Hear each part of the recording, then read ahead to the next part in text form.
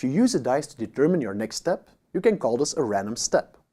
What if you use a dice 100 times to determine your next step? You would have a succession of random steps, or in other words, a random walk. This is a well-known concept in science. For example, the path traced by a molecule as it travels in a liquid or a gas can be modeled as a random walk. The financial status of a gambler is another example.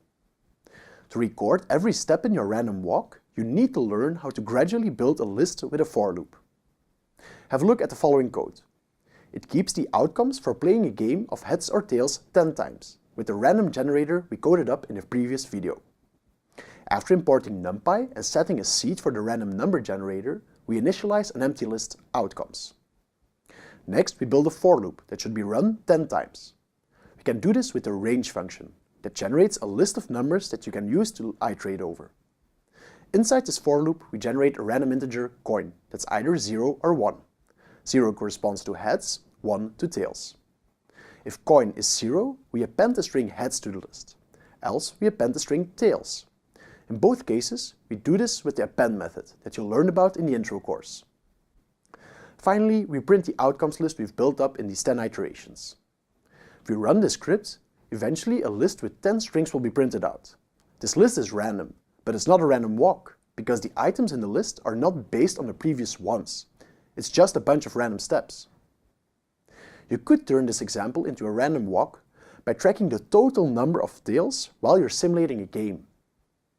In this case, we start by creating a list tails that already contains the number 0, because at the start we haven't thrown any tails. Then you again start a for loop that runs 10 times using the range function. In there, you again generate a random number. Instead of the if-else structure, you can simplify things. If coin is 0, so heads, the number of tails you've thrown shouldn't change. If a 1 is generated, the number of tails should be incremented with 1.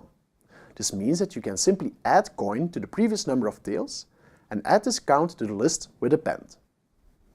Finally, you again print the list tails.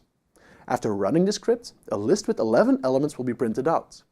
The final element in this list tells you how often tails was thrown. If you compare this output of the first script to the output of the second script, you can see that the numbers in the tails lists are incremented by 1 each time you threw a tails.